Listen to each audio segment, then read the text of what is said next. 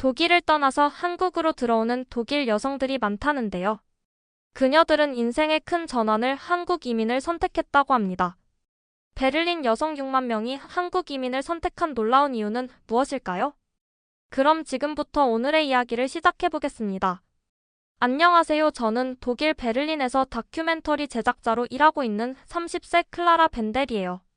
독일 최대 방송국인 GDF에서 10년간 일해왔거든요. 방송국의 모든 사람들은 저를 중요한 세계 문제에 대한 진지한 다큐멘터리를 만드는 여성으로 알고 있었어요. 베를린에서의 그 화요일 아침은 다른 날과 마찬가지로 시작되었어요. 비가 제 사무실 창문을 두드리며 유리 위에 작은 물줄기를 만들고 있었어요.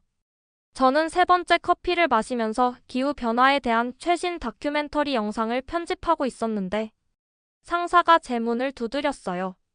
상사는 평소보다 더 심각한 표정으로 지금 당장 사무실로 오라고 했어요. 상사는 저를 쳐다보지도 않으며 앉으라고 했고 매우 특별한 임무가 있다고 말했어요. 저는 책상 건너편의 불편한 의자에 앉아서 기다렸어요. GDF에서 10년간 일하면서 전쟁 자연재해, 정치 스캔들을 다뤄봤는데 도대체 무엇이 그렇게 특별해서 상사를 이렇게 걱정스럽게 만들까 궁금했어요. 상사는 드디어 저를 바라보며 매우 이상한 보고를 받고 있다고 시작했어요. 많은 똑똑한 독일 여성들 의사, 변호사 엔지니어들이 한국 남성들과 결혼하기 위해 한국으로 이주하고 있다는 거였어요. 몇 명이 아니라 수백 명이나 말이에요. 제가 생각하기도 전에 한국이요?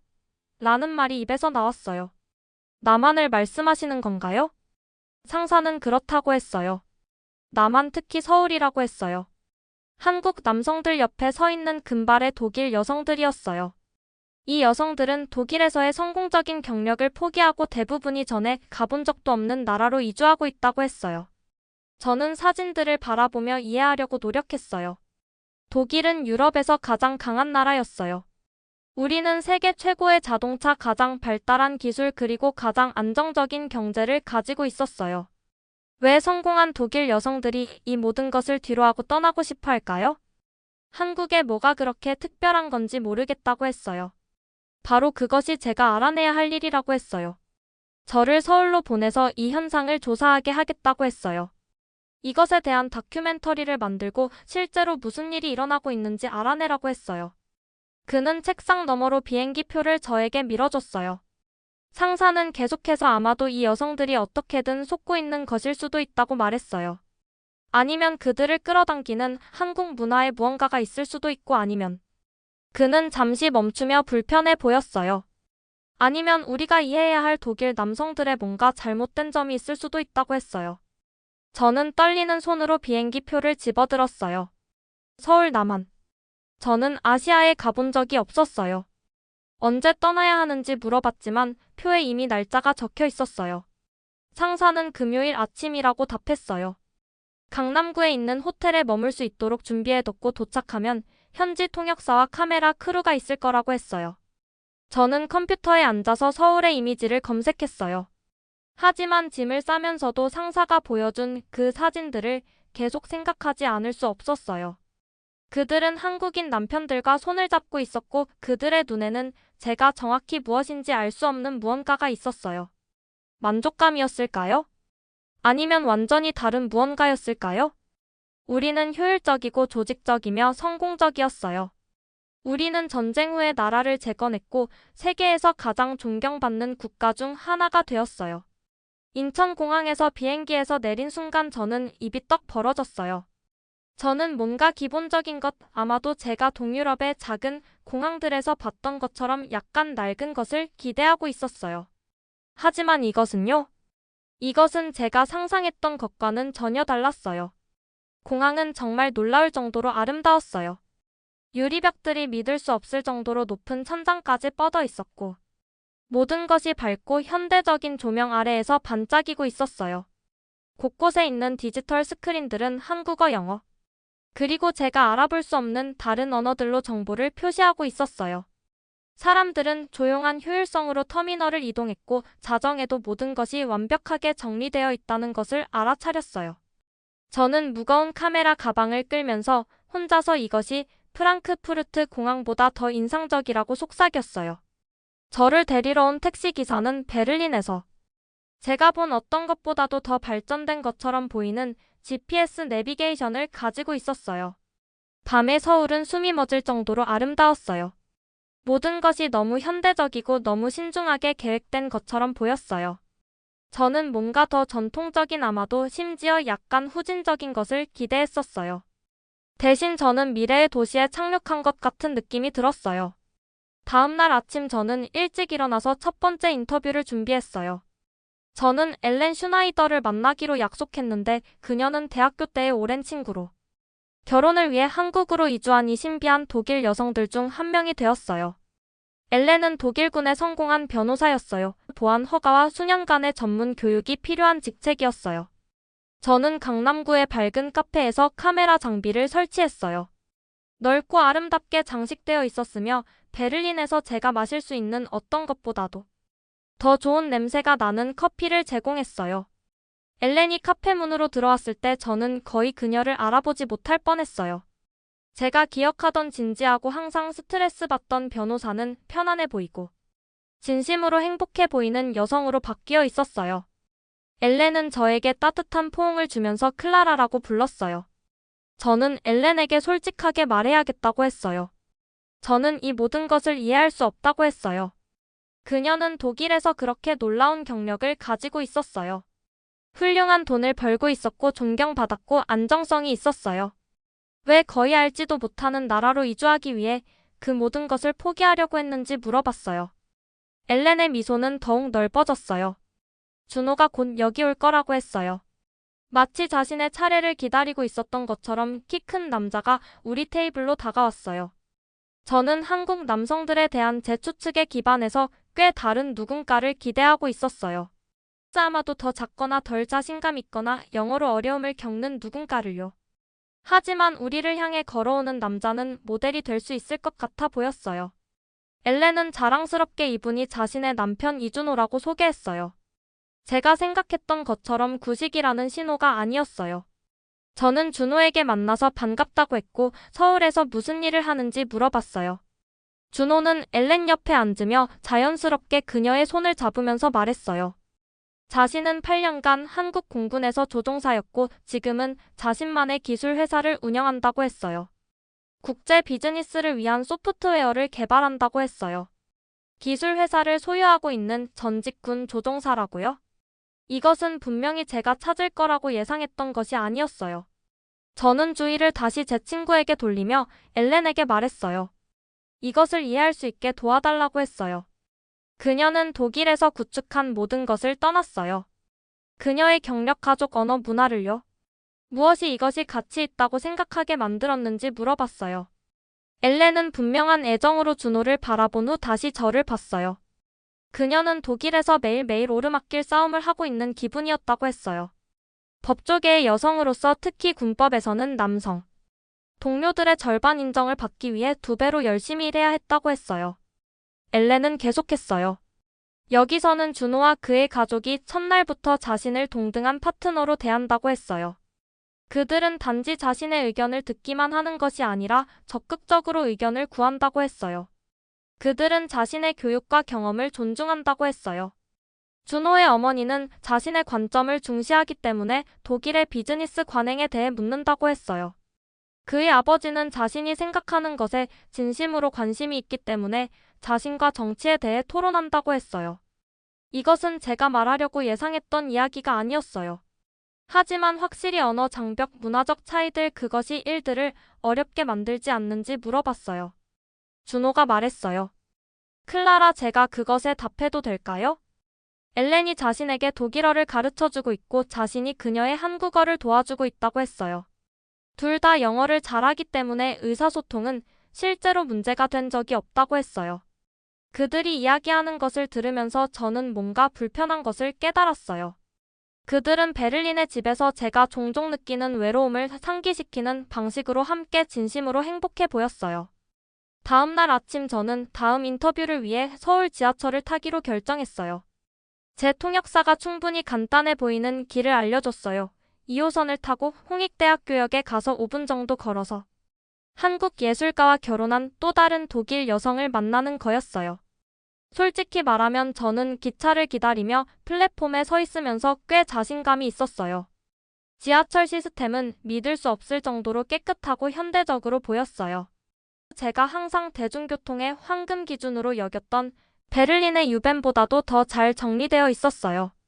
디지털 표지판은 각 기차가 언제 도착할지 초 단위까지 정확히 보여줬어요. 플랫폼은 흠 하나 없이 깨끗했고 사람들이 기차 문이 열릴 정확한 위치에 줄지어 서 있는 것을 알아차렸어요. 하루 동안 일어날 수 있는 흥미로운 일들을 촬영할 준비를 하고 싶어서 모든 장비를 가지고 다니고 있었어요. 저는 창문 근처 자리를 찾아서 우리가 지하로 이동하면서 스쳐 지나가는 도시를 바라봤어요. 저는 다가오는 인터뷰를 위한 노트를 보고 있었는데 갑자기 아무런 경고도 없이 모든 불이 꺼졌어요. 기차는 이상한 삐걱거리는 소음을 내더니 완전히 멈췄어요. 우리는 터널 한가운데에 있었고 모든 것이 칠흑같이 어두워졌어요. 제가 지금까지 경험한 것보다 더 어두웠어요. 제 얼굴 앞에 제 손조차 볼 수 없었어요. 제 심장이 더 빠르게 뛰기 시작했어요. 저는 차가운 물처럼 가슴에서 공포가 치밀어 오르는 것을 느꼈어요. 저는 외국에서 지하에서 완전한 어둠 속에서 혼자 있었고 한국어를 한마디도 할 수 없었어요. 만약 화재가 났다면? 만약 우리가 갇혔다면? 만약 끔찍한 일이 일어났는데 제가 안내 방송을 이해할 수 없다면? 저는 주변에서 한국어로 말하는 목소리들을 들을 수 있었지만 그들이 무슨 말을 하는지 전혀 알 수 없었어요. 그들도 당황하고 있는 걸까요? 중요한 안전 지침을 주고 있는 걸까요? 저는 완전히 무력하고 매우 무서웠어요. 그때 어둠 속에서 제 팔에 부드러운 터치를 느꼈어요. 공격적이거나 무서운 것이 아니라 부드럽고 안심시키는 누군가가 모든 것이 괜찮을 거라고 말하려는 것 같은 터치였어요. 한 남자의 목소리가 영어로 괜찮은지 물어봤어요. 그의 억양은 분명히 한국인이었지만 그의 영어는 명확하고 이해하기 쉬웠어요. 이런 일은 여름 폭풍 중에 가끔 일어난다고 했어요. 전력이 곧 돌아올 거고 안전하게 나갈 수 있도록 도와줄 거라고 했어요. 비록 그를 볼 수는 없었지만 그의 목소리는 너무 차분하고 자신감이 있어서 저는 즉시 덜 무서워졌어요. 저는 제 목소리가 조금 떨리면서 한국어를 할 줄 모르고 무슨 일이 일어나고 있는지 모르겠다고 말했어요. 자신이 번역해줄 거라고 했어요. 지금 안내 방송에서는 지상의 폭우로 인한 정전이 발생했다고 말하고 있다고 했어요. 불이 꺼진 후 처음으로 저는 주변을 볼 수 있었어요. 저에게 말하고 있던 남자는 복도 건너편 자리에 앉아 있었어요. 그는 30대로 보였고 친절한 눈과 즉시 저를 안전하다고 느끼게 만드는 부드러운 미소를 가지고 있었어요.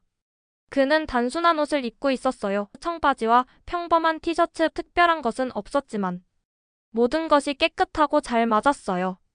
그리고 제가 많은 카메라 장비를 가지고 다니고 있으니 사진을 정말 좋아하는 관광객이거나 아마도 기자일 거라고 추측한다고 했어요. 저는 독일에서 온 다큐멘터리 제작자 클라라라고 했어요. 민우는 아는 미소를 지으며 한국 남성들과 결혼하는 독일 여성들에 대한 것인지 물어봤어요. 그것은 최근에 뉴스에 나왔고 매우 흥미로운 주제라고 했어요.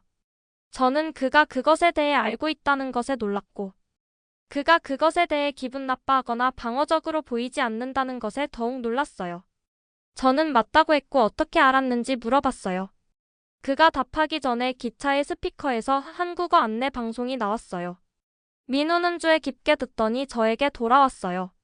그는 기차에서 대피해서 터널을 통해 다음 역까지 걸어가야 한다고 말하고 있다고 설명했어요. 위험하지는 않지만 어둠 속에서 약 10분 정도 걸어야 할 거라고 했어요. 필요한 모든 것을 가지고 있는지 물어봤어요. 저는 안 되라고 말하며 희미한 비상등 아래에서 제 물건들을 찾기 위해 손과 무릎을 바닥에 대고 엎드렸어요. 제 카메라 부품 중 일부를 잃어버린 것 같다고 했어요. 민우는 요청받지도 않았는데 즉시 엎드려서 저를 도와 찾기 시작했어요. 그는 무엇을 찾고 있는지 물어보며 핸드폰 손전등으로 자리 밑부분을 비춰줬어요. 저는 고마움을 느끼면서도 완전한 타인을 도우려는 그의 의지에 혼란스러워하며 작은 마이크와 아마도 몇 개의 배터리 팩이라고 말했어요. 우리는 함께 제 모든 장비를 찾았어요. 민우는 심지어 제 가방에 모든 것을 제대로 다시 넣는 것을 도와줬고 섬세한 카메라 렌즈가 보호되도록 확인해줬어요. 우리가 기차에서 내릴 준비를 하면서 저는 저를 놀라게 하는 무언가를 알아차렸어요. 우리 주변의 모든 곳에서 다른 승객들도 서로를 돕고 있었어요. 아기를 가진 여성이 기저귀 가방과 유모차를 들어주겠다고 제안하는 여러 낯선 사람들로부터 도움을 받고 있었어요.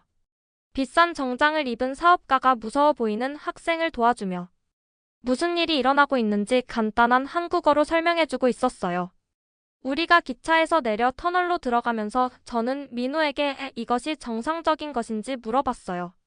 민우는 무슨 의미인지 물어보며 제 속도에 맞춰 걸음을 조정하고 제가 출구를 향해 걸어가는 사람들의 무리에서 길을 잃지 않도록 가까이 있어줬어요. 저는 이렇게 모든 사람이 서로를 돕는 것이라고 했어요.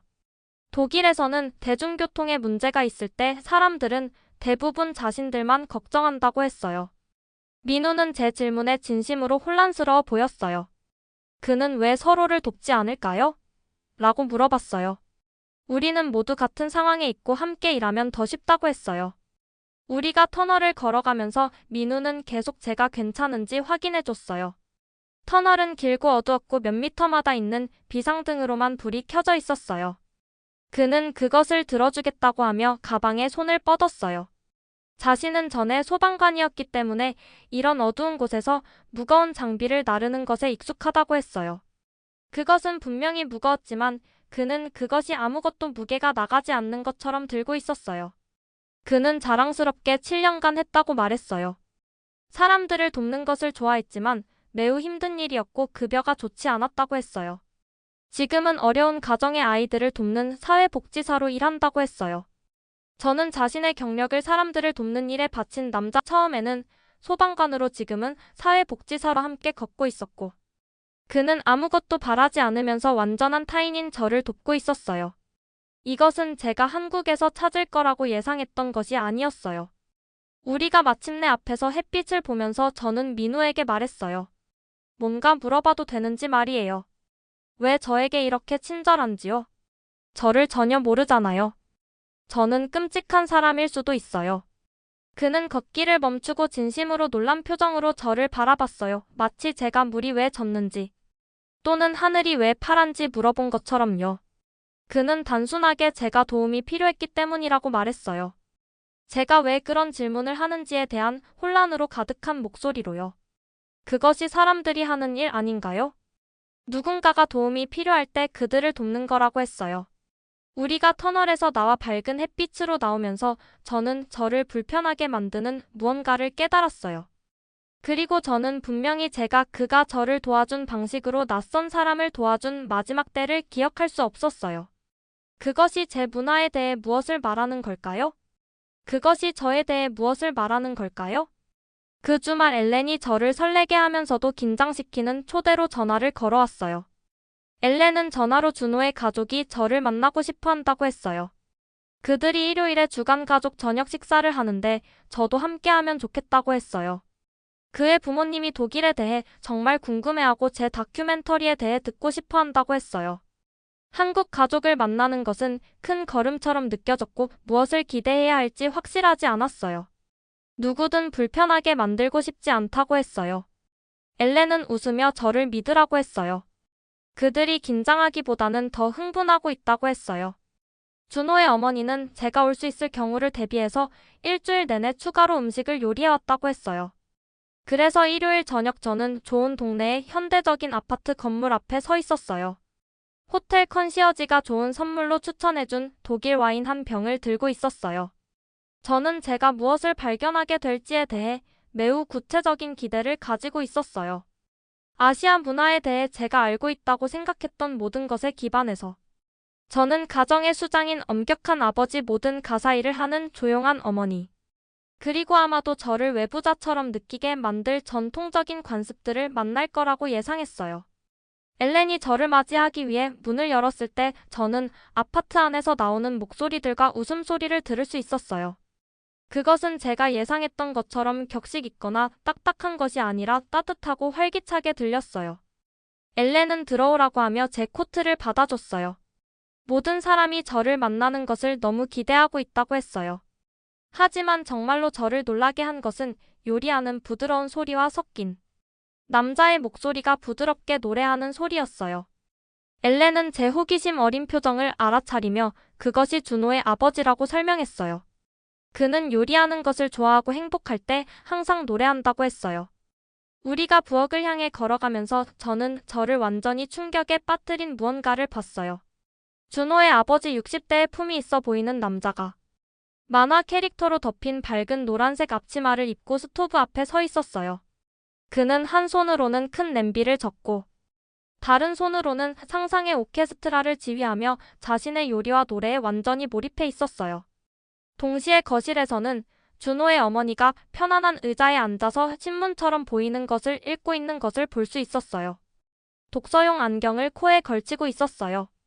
그녀는 가끔씩 자신이 읽고 있는 무언가에 대해 엘렌에게 의견을 말하고 있었어요. 저는 혼자 생각했어요. 이것은 제가 전혀 예상했던 것이 아니라고요. 준호의 어머니가 갑자기 신문에서 눈을 들어 저를 맞이하기 위해 일어서며 클라라라고 불렀어요. 그녀는 친절한 눈과 단순한 스타일로 뒤로 묶은 백발을 가진 작은 여성이었어요. 하지만 저를 가장 인상 깊게 한 것은 그녀의 자신감 있고 따뜻한 미소와 마치 오랜 친구를 맞이하는 것처럼 손을 내밀며 저를 향해 걸어오는 방식이었어요. 그녀는 조심스럽지만 명확한 영어로 독일에서 온 엘렌의 친구를 만나게 되어 너무 행복하다고 말하며 제 손을 단단히 악수했어요. 자신은 이씨 부인이지만 원한다면 엄마라고 불러도 된다고 했어요. 그것은 한국어로 어머니를 의미한다고 했어요. 부엌에서 준호의 아버지가 클라라라고 부르며 집에 온 것을 환영한다고 소리쳤어요. 배고프기를 바란다고 했어요. 불고기를 만들었고 엘렌이 말하길 제가 진짜 한국 가정 요리를 처음 시도하는 거라고 했어요. 저는 완전히 혼란스러운 느낌으로 서 있었어요. 엄격하고 전통적인 아버지는 어디 있을까요? 조용하고 순종적인 어머니는 어디 있을까요? 이것은 제가 찾을 거라고 예상했던 것과는 전혀 달랐어요. 저녁 식사 동안 저는 제 주변에서 펼쳐지는 가족 역학을 놀라며 바라봤어요. 준호의 아버지는 아름다운 도자기 냄비에 밥을 테이블로 가져왔어요. 그의 어머니는 반찬이라고 불린다고 설명해준 다채로운 반찬들로 가득한 여러 개의 작은 접시들을 들고 나왔어요. 준호와 엘렌은 함께 테이블을 차렸는데 준호는 냅킨을 접고 엘렌은 젓가락과 숟가락을 정리했어요. 준호의 아버지는 제 그릇에 밥을 담아주면서 우리 가족에서는 모든 사람이 모든 것을 돕는다고 설명했어요. 요리, 청소, 서로 돌보기 이것들은 단지 여성의 일이나 남성의 일이 아니라고 했어요. 그것들은 가족의 일이라고 했어요. 이씨 부인은 열정적으로 고개를 끄덕였어요. 자신이 어렸을 때 어머니는 모든 것을 했고 아버지는 그저 신문만 읽었다고 했어요. 자신의 가족은 다를 거라고 스스로에게 약속했다고 했어요. 그는 자신을 위해 커피조차 만들 수 없었어요. 제가 한번 그것에 대해 물어봤을 때 그녀는 그저 일들이 그런 거라고 말했어요. 클라라야. 하지만 여기 이 한국 가족의 아파트에서는 일들이 분명히 달랐어요. 이씨 부인이 갑자기 클라라라고 불렀어요. 엘렌이 말하길 제가 중요한 주제들에 대한 다큐멘터리를 만든다고 했다고 했어요. 그것은 매우 흥미로운 일일 거라고 했어요. 저는 그렇다고 했지만 가끔 외로울 수 있다고 했어요. 여행을 많이 하고 대부분의 시간을 일하면서 보낸다고 했어요. 저는 부모님이 있지만 별로 가깝지 않다고 했어요. 모든 사람이 항상 일로 바쁘다고 했어요. 이씨 부인과 이씨는 제가 정확히 읽을 수 없는 표정으로 서로를 바라봤어요. 슬퍼 보이면서도 이해하는 것 같았어요. 이씨 부인은 부드럽게 일은 중요하지만 가족이 더 중요하다고 했어요. 자신과 함께 김치 만드는 것을 배우고 싶은지 물어봤어요. 할머니가 가르쳐준 레시피라고 했어요. 제가 답하기도 전에 그녀는 이미 일어서서 부엌을 향해 가면서 저에게 따라오라고 손짓했어요. 밝고 깨끗한 부엌에서 이씨 부인은 저에게 야채들을 매운 고추장과 섞는 방법, 배추 잎들이 맛을 흡수할 수 있도록 마사지하는 방법, 그리고 발효를 위해 모든 것을 유리병에 담는 방법을 보여줬어요. 제가 그녀와 함께 김치를 병에 담는 것을 도우면서 저는 전에 경험해본 적이 없는 무언가를 느꼈어요. 그것은 단지 그들의 집에서 환영받는다고 느끼는 것이 아니었어요. 물론 그렇긴 했지만요. 그것은 단지 그들이 낯선 사람에게 친절하다는 것이 아니었어요. 물론 그렇긴 했지만요. 그것은 그보다 더 깊은 무언가였어요. 제 자신보다 더 큰 무언가의 일부라고 느꼈어요. 며칠 후 저는 호텔 근처의 아늑한 커피숍에서 민우와 마주 앉아 있었어요. 지하철 터널에서의 만남을 계속 생각하고 있었고 제 다큐멘터리를 위해 그를 인터뷰해야 한다는 것을 알고 있었어요. 커피숍은 작고 따뜻했으며 나무 테이블과 배경에서 흘러나오는 부드러운 음악이 있었어요. 민우는 정확한 시간에 도착했고 간단한 백팩을 들고 있었으며 전에 봤던 것과 같은 종류의 캐주얼하고 깨끗한 옷을 입고 있었어요. 그는 커피 대신 녹차를 주문했고 진심으로 관심 있어 보이는 방식으로 서버에게 하루가 어땠는지 물어봤어요. 저는 카메라를 조정하고 오디오 레벨을 확인하면서 민우에게 자신의 삶에 대해 말해달라고 했어요. 지하철 터널에서 낯선 사람들을 돕는 그런 사람이 되게 하는 것이 무엇인지 이해하고 싶다고 했어요. 그는 조용히 자신이 특별하다고 생각하지 않는다고 했어요. 그저 옳다고 생각하는 것을 하려고 노력할 뿐이라고 했어요. 그가 자신의 이야기를 해주면서 저는 완전히 빠져들었어요. 민우는 기억하면서 눈이 멀어져 보이며 소방관이 자신의 꿈의 직업이었다고 설명했어요. 응급 상황에서 사람들을 돕는 것을 좋아했고 일이 흥미진진했다고 했어요. 하지만 근무 시간이 매우 길었고 집에서 너무 많이 떨어져 있었다고 했어요. 어머니가 나이가 들어가면서 쇼핑이나 병원 가기 같은 일상적인 일들에 도움이 필요한 누군가가 필요했다고 했어요. 민우는 단순하게 그렇다고 했어요. 훨씬 적은 돈이라고 했어요. 하지만 어머니가 아버지가 돌아가신 후 혼자서 자신을 키웠다고 했어요. 그녀는 자신의 교육비를 내기 위해 2개의 일을 했고 한 번도 불평하지 않았다고 했어요. 이제 그녀를 돌볼 자신의 차례라고 했어요. 가족이 가장 중요한 것이지 돈이 아니라고 했어요. 저는 카메라 렌즈를 통해 그를 바라보며 이해하려고 노력했어요. 저는 너무 많은 것을 포기했다고 느끼지 않는지 물어봤어요. 무엇을 포기했다는 건지 물어봤어요. 자신은 어려운 가정의 아이들을 돕는 의미 있는 일을 가지고 있다고 했어요. 좋은 친구들이 있고 필요한 것을 위한 충분한 돈이 있다고 했어요. 무엇을 더 원할 수 있겠냐고 했어요. 그가 이야기하는 것을 들으면서 저는 중요한 무언가를 깨달았어요. 상사는 전화를 받으며 클라라라고 불렀어요. 수사가 어떻게 진행되고 있는지, 이 여성들이 속고 있다는 증거를 찾았는지 물어봤어요. 다큐멘터리를 바꿔야 한다고 말했어요. 저는 엘렌의 행복주노 가족의 친절함, 민우의 이타적인 선택들을 생각하면서 이 여성들이 속고 있는 것이 아니라고 설명했어요. 그들은 독일에서 찾을 수 없었던 무언가를 여기서 찾고 있다고 했어요. 진짜 존중, 진짜 평등, 진짜 공동체를요.